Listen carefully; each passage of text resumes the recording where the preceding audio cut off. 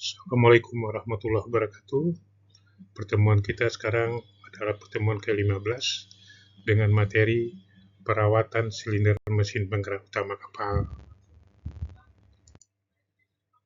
Nah, di sini kita harus tahu karakteristik utama yang membedakan mesin diesel daripada motor bakar lainnya. Itu adalah pada penyalaan bahan bakarnya. Pada mesin diesel, bahan bakar itu diinjeksikan ke dalam ruang bakar yang berisi udara dan bertekanan tinggi, sehingga bahan bakar tersebut dapat menyala dengan sendirinya tanpa memerlukan alat penyalaan eksternal, umpamanya busi misalnya. Proses ini terjadi selama langkah kompresi atau suhu udara di dalam silinder meningkat drastis. Ketika bahan bakar dalam bentuk kabut halus itu bersinggungan dengan udara panas, terjadilah pembakaran.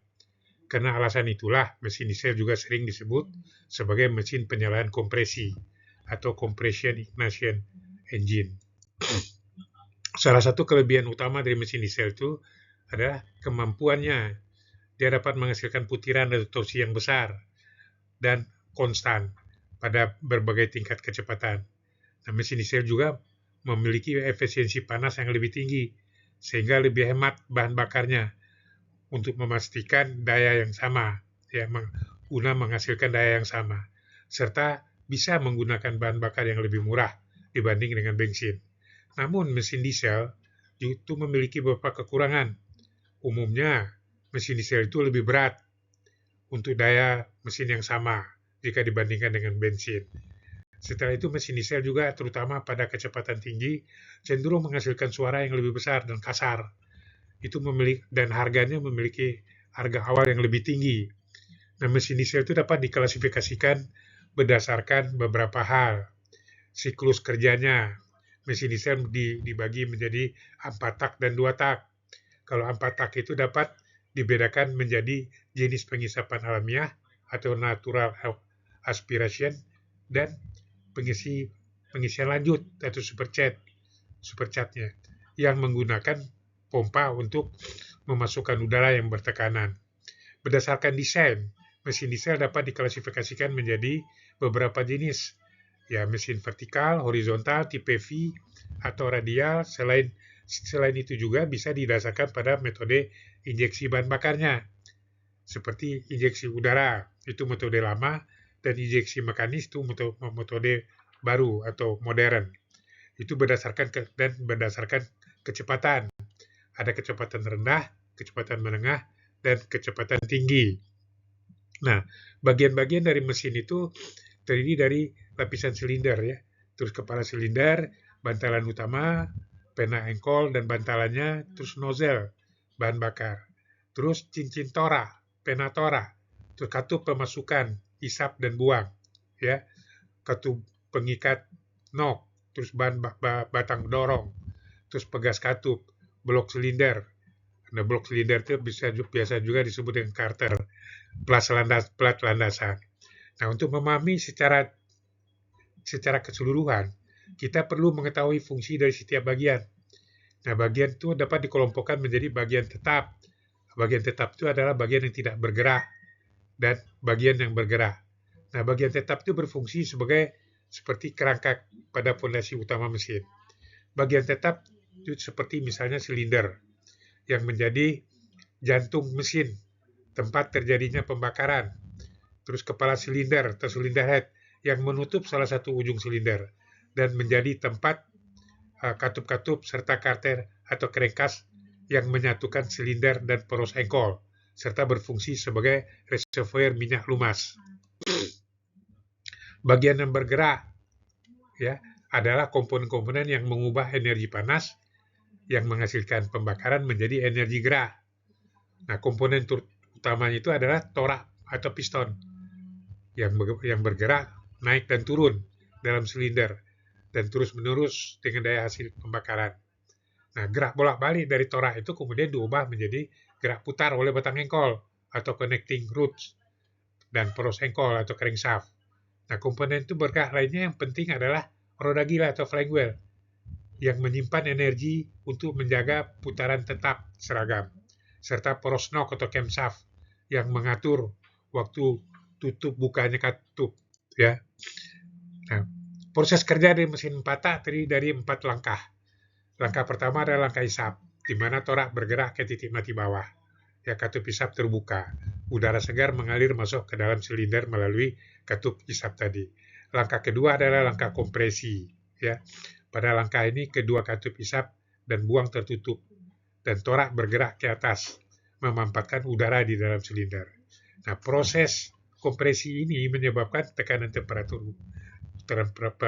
udaranya meningkat drastis. Biasanya bisa mencapai 32 bar dan suhunya 550 derajat Celcius yang menjadi kunci untuk proses pembakaran. Langkah ketiganya adalah langkah kerja atau usaha. Sesaat sebelum torak mencapai titik mati atas, bahan bakar disemprotkan oleh injektor ke dalam ruang pembakaran. Nah, kabut bahan bakar itu akan langsung terbakar pada saat bersenyawa dengan udara panas yang bertekanan tinggi, menghasilkan ledakan yang mendorong torak ke titik mati bawah dengan kuat. Nah, langkah terakhirnya adalah langkah buang.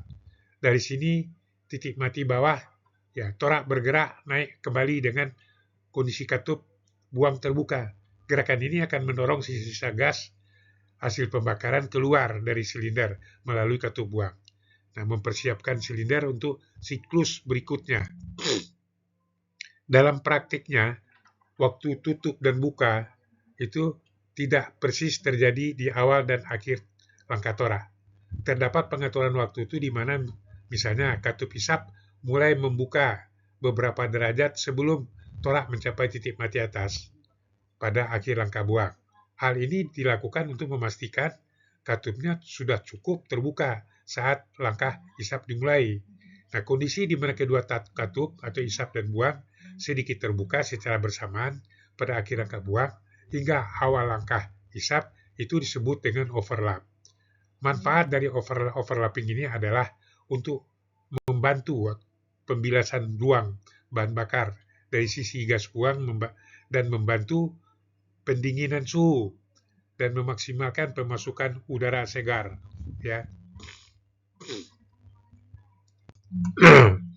Nah, perawatan dan perbaikan pada mesin penggerak utama itu dapat dibagi menjadi beberapa tahap. Pertama, tahap top overhaul, major overhaul, dan general overhaul.